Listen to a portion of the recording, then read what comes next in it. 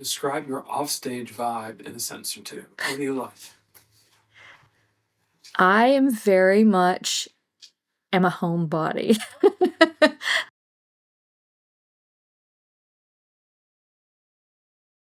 My name is Sarah Beth Gaynor.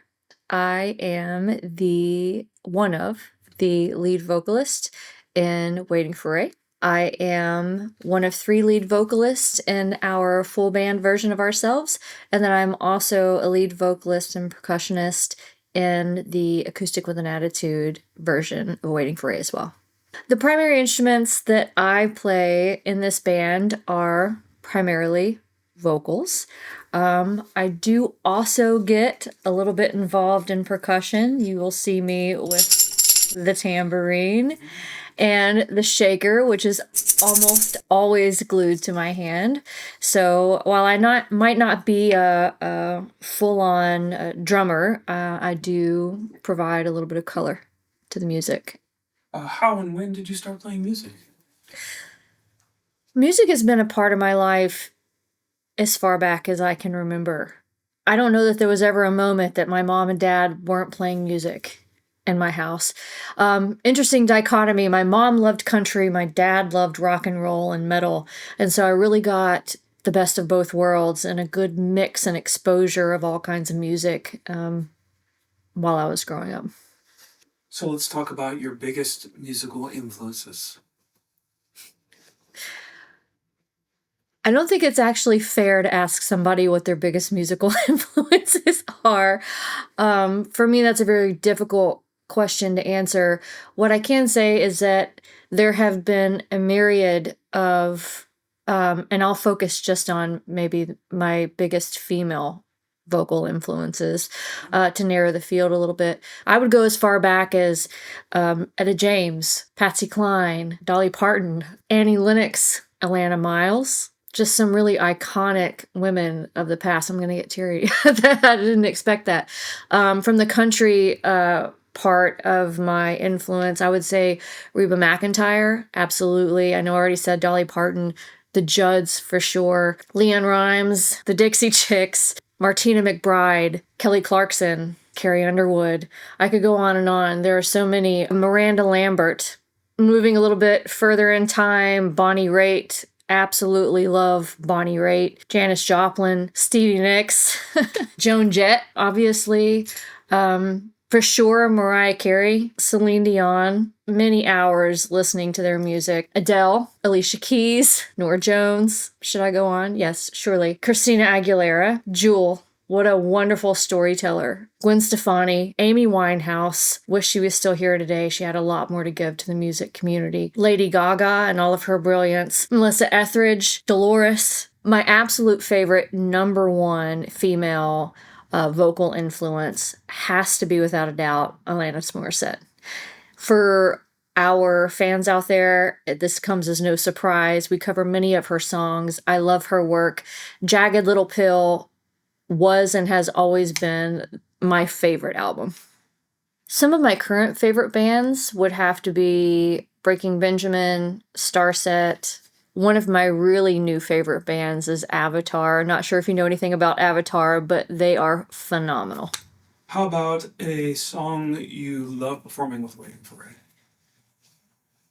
One of my most favorite songs to play with Waiting for Ray, Acoustic with an Attitude side, has to be Four Non Blondes' What's Up, which is somewhat controversial because it also happens to be one of the band's least favorite songs to play. But I always find that it's a crowd favorite. It's one of the moments when I step out into the crowd, I interact with the fans, and I get to have one of those one-on-one moments with a lot of people that are there to really enjoy the show, that get into the dancing and the singing in that song. How about a dream song that you would love Waiting for Ray to cover at some point? That's a really hard question to answer. I think I've got a list that's 200 songs long that I'd really like for us to cover. And this might not be at the top of that list, but one of the ones that I'm really excited about doing, hopefully sometime in the near future, is the Temple of the Dogs, Hunger Strike. Describe your onstage vibe in a sentence or two. I think my onstage vibe is playful. Engaging, I try very much being the front of Acoustic with an Attitude to draw the crowd into what it is that we're doing, make them feel like we're engaging with them. I like to have a lot of one-on-one interaction with the crowd while I'm up there. So I'm thinking primarily about the crowd, while simultaneously also trying to pay attention to everything that's going on, obviously, on the stage. It can be a lot to juggle at times, but the hope is it comes off playful, energetic, and engaging, and you don't see a lot of what's happening behind the scenes. Describe your offstage vibe in a sentence or two. What do you like? I am very much a homebody. I love to be with Scott, my husband, at home in our pajamas, relaxing with a glass of wine, and just enjoying our time quietly together. If we're not doing that and we're not out playing music, then we spend the other portion of our time supporting local bands and going out and seeing some of the other Pittsburgh talent. How about a fun fact most people don't know about you? Goodness.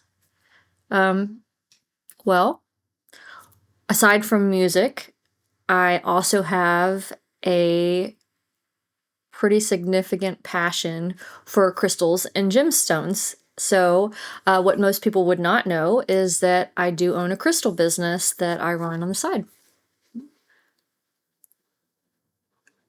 If my sister Amber was here, she would tell you that I'm undefeated in martial arts. And that's because many years ago, I did train in Brazilian Jiu-Jitsu and Muay Thai kickboxing, and I had one sanctioned fight in which I won. And so she, being my biggest supporter for the last 30 years, has told everyone that I'm an undefeated MMA fighter. Excellent. Congratulations. Oh, thank you. Any hidden talents, musical or non-musical, that you'd like to share? I'm not sure if it's a hidden talent. It does go along with the music theme, but I am a lyricist. I've been writing music since I think my first song was written when I was 11. So that's probably something that a lot of people don't know. What were you like in high school? I got along with everyone in high school.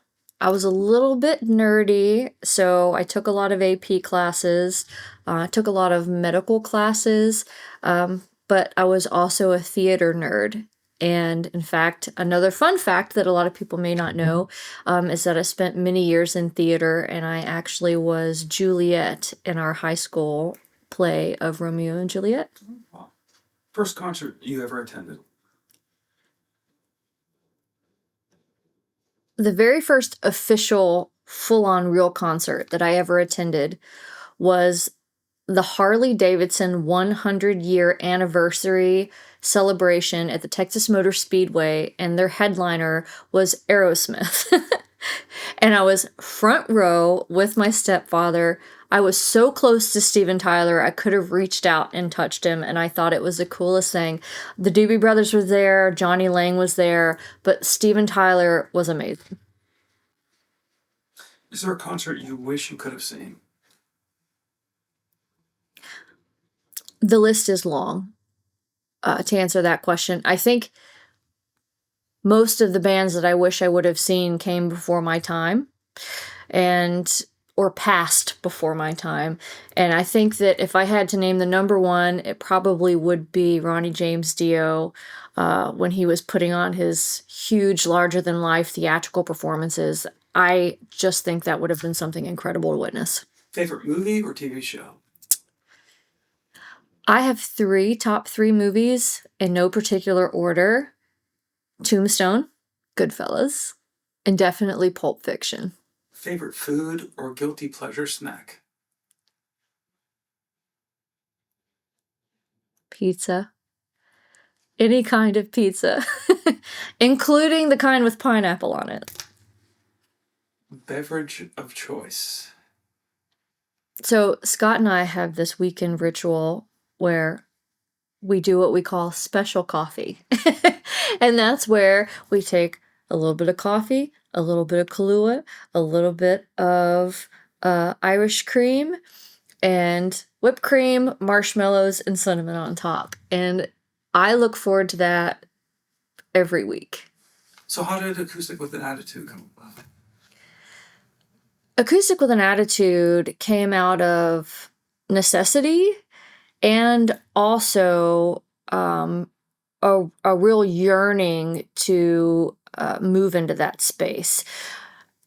Waiting for Ray had, for all of its years past, been a really big, full-on rock show. And there have been many times when members had wanted to expand into the acoustic space, but it really wasn't the time and place for that. When COVID came about and businesses were shutting down and people were not going out to see live music and businesses were just starting to dip their toes back into the water, bringing bands back in, they were more comfortable with a smaller band, more acoustic type setting, and that really allowed us to move into the acoustic space. And I think that's where Acoustic with an Attitude was born. And we really leaned into that, and we've had a lot of fun doing it since then. And actually, we do more of that than we do the full band these days. Favorite memory or inside joke funny with him? I don't know that there's necessarily an inside joke with the band, aside from how the band's name came to be, which I always love telling people, and it never fails. Every single show that I have ever played with this band, there's at least one fan in the audience that asks us where the name came from. And I always enjoy telling the story because, for one, it's true, and for two, it's really funny, and for three, the reason behind it still rings true today. So the name of the band came about because Ray, Scott's brother, the amazing person behind the name Waiting for Ray, was notoriously late for band practice. And on the band practice where the band was naming the band, he, of course, was late. And by the time that he got there, they had already named the band Waiting for Ray. And I will never not enjoy telling that story. Do you have any pre-show rituals? On show day, 2 hours before we are to leave for our destination, I take the shower, and while I'm in the shower, I play the set list very loud, volume up to 10. I go through the set list while I'm getting ready. I drink 4 bottles of water. I do my vocal warm-ups in the car on the way to the show. And then once I get there, it's really just executing the setup and making sure that I have run through the first 3 songs in my mind and I'm prepared for the first beginning part of the set. What's the most madness thing you've seen happen at a show? The most madness thing that I've ever seen at a show, and I will not name the location, but there was an instance where someone did try to kidnap me out the back door, and the police were involved, and I had to make statements, and it was a whole ordeal. But what I can say is that we're prepared for those types of things, and we take proper precautions going forward to make sure that we're all safe, but that I, in particular, are safe when we're out and about. What do you love most about performing with this group? The camaraderie, the music, our joined love for the music. I think that we could be together 7 days a week, 10 hours a day, and never get tired of playing music together. So tell us about your gear setup. Gear setup. Well, it's pretty simple for me, really. For the most part, I have my trusty tambourine, my shaker,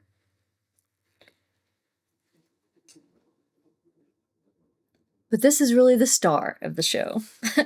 My favorite piece of equipment here is my Shure Beta, and she is wireless, as you can see.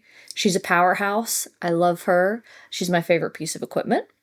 I also do have a vocal effects processor that I really enjoy using. It's a TC Helicon. It's a big part of the show. Is there one piece of gear you couldn't live without? Yes, that would be my microphone. Describe acoustic with an attitude in 3 words. Energetic, unexpected, entertaining. How about the full band in 3 words? Big, extravagant rock show. If you could give your bandmates superpowers, what would they be? If I could give my bandmates superpowers, for Scott, I would give him 4 more arms so that he could play 4 more instruments. He's so busy back there. He finds incredibly some way to add more and more instruments to what he does back there. I don't know how he does it, but I would give him 4 more arms so he could add 4 more instruments. For Bobby, he's big and strong. He carries a lot of our heaviest equipment. If I could give him a superpower, it would be teleportation so that he didn't have to carry the equipment anymore. For Ray, I think it would be the power of supersonic speed so that he was never late anymore. You like the Flash? Yeah, like the Flash. And you know what? Keith's already a superhero. I don't think he needs any superpowers.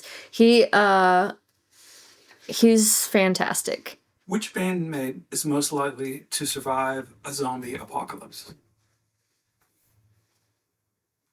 Definitely Ray. I feel like Ray is prepared for anything. Somehow he always has what you need. He knows where to get it. I feel like he would be the #1 survivor. Which bandmate is most likely to accidentally start the apocalypse? That would also be Ray. I think that somehow the most interesting, unexpected things just happened to Ray. And the zombie apocalypse would probably be one of them. Anything else you want to include today for our fans?